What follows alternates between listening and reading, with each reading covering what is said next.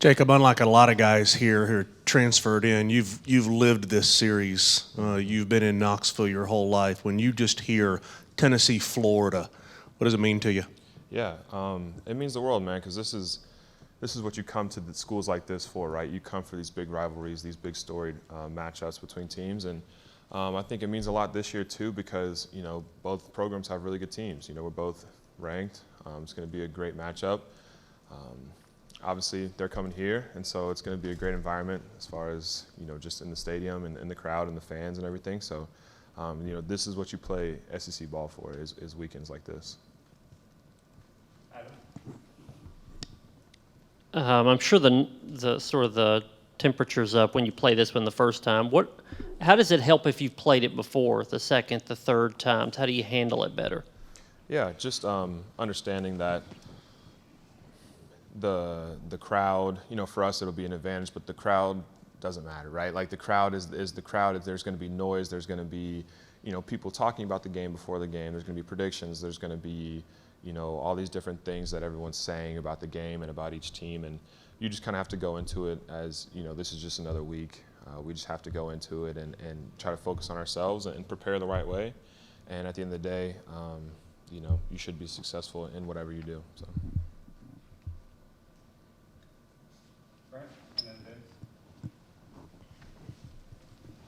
Jacob, Coach just said that this game last year was a turning point for the team and the program. As a player, what was it about the game last year that changed the mindset and the approach for you guys in the locker room? Yeah, just the realization that a lot of the things that are causing us to not be successful are self-inflicted and can be avoided, I guess, and just having that realization, clicking on the film and seeing, like, on this play, it was the left tackle that messed up, and that's the reason. On this play, it was, the running backs that were wrong in their keys, or we're hurting ourselves because we're getting, penalties on third down, or, having big drops on the perimeter, or the quarterback's not reading the right thing, left or right, whatever it may be, and just coming to that realization that, like, man, like, we're killing ourselves, we're shooting ourselves in the foot.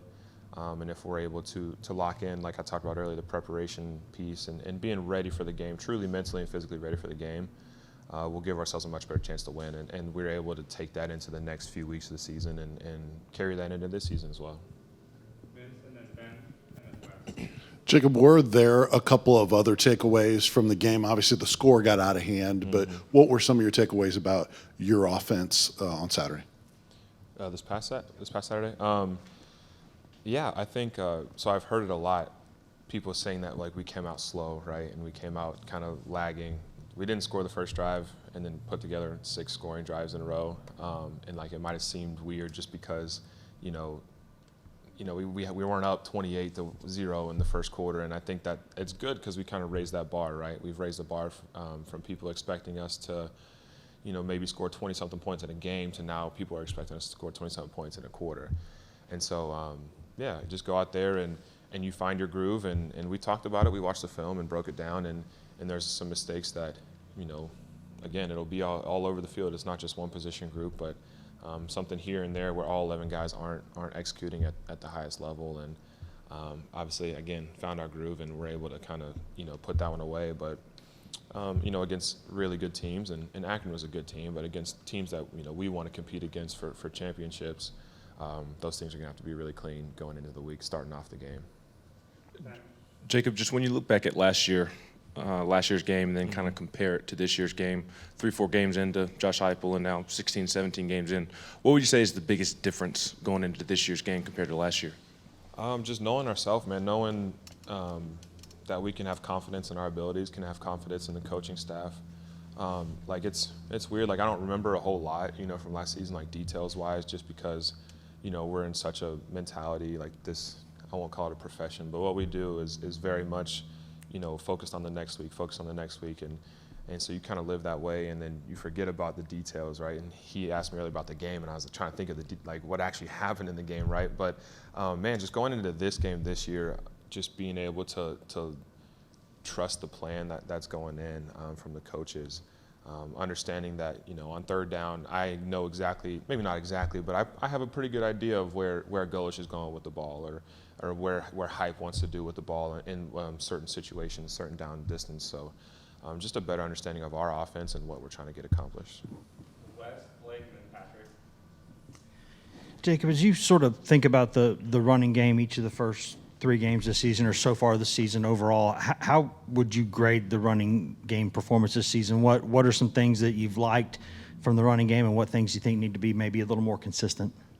I think some things that I liked is just I'm able to see our backs just hitting it, right? Third down, 3rd and 1. Whereas last year you might have some young guys that might not just trust it and just really go get that 1 yard. And I've seen our guys step up and truly put their head down and go get that yard for us so that we can continue our drives and go put points on the board. So running back wise, I think that's one big improvement that they've made. I think on the front, just being super clear in our IDs and who the line's working to, who the tight end's working to, and being on the same page, from the sideline to the field. Whenever they make adjustments, just being able to say, all right, we're no longer double teaming to this guy, let's double team to that guy, and let's get it all figured out. So. Jacob, growing up here, you obviously have a close-up perspective. When it comes to rivalries, what's your perception of who's Tennessee's top rival, and where does Florida kind of rank in that conversation? Obviously, yeah, Florida's up there. I think Florida. There's a lot of games that you can win and people not say much about, but this game and the games against other SEC competition are going to be the ones that people care about and the ones that people talk about the most. And so. Yeah, all the other stuff kind of gets pushed aside, and it's all right. How do you go out there and perform against these guys? And so, it'll be a big test, and it'll be a good matchup. And I think, like you said, it's a big game just because of the history and how it's gone the past few years here, and wanting to turn that around and get this place where it should be. Jacob, a couple questions. The last 2 weeks, you and Princeton have both had big plays on I guess pop pass, whatever you want to call it, where you guys kind of slip out. What's the key to making that play work from your guys' perspective? I mean, just it honestly being on the right timing, right? Just understanding the defense and understanding, where their safeties are playing, I guess, and them kind of keying in on whatever the defense has going on, and then being able to capitalize on those is really all it is. And for you talked about some of the noise and all the talk about this game there's going to be during this week. Do you, as one of the leaders on the team, do you have to sit some of the other guys down and say, hey, we got to stay focused, or you do it by example? How do you sort of set the tone this week? Yeah, I think I don't think it's been that big of an issue for us on the team, but I think the coaching staff does a really good job of emphasizing, man, it truly doesn't matter. Please don't be on. If you're on Twitter, if you can handle it, if you can look at all that stuff and read what people are saying about your team and about you and about the predictions, if you can handle it, in a mature way, and understand that, it's just people talking, just people saying whatever, then sure, whatever. You're look at it, you're good, whatever. Maybe use it as motivation to go and be prove somebody wrong or whatever it may be. But at the end of the day, it's just a matter of being mature about just understanding that everything is out there, and it has nothing to do with what we've got going on and with what we're able to put out there on Saturdays. So. Jacob, you're more aware of the rivalry because you're from here and grew up within the rivalry. Do you believe that there's a mental hurdle that you all as a team have to overcome on Saturday on top of just executing, just because of how the series has gone the last 10, 15 years? Sure, yeah. I think I guess mental hurdle is a good way to put it. You kind of have to put the past, for me, it's been the past 4 seasons, right? The past 4 seasons behind you, and just be every year we go into the game thinking you're going to win the game, right? You don't go into a game being man, it's Florida again, it's Alabama again, it's Georgia, let's just try to go and not lose, right? No, everyone, you genuinely, as a competitor, want to go in the game and win the game. And so, obviously, like I mentioned earlier, you have a snap and clear mentality, it's all about the next. And so can't really think about last year or the years prior, and just trying to go out there and win this one. With your knowledge of the series, when Hendon came in last year, that was his first kind of big start. Mm-hmm.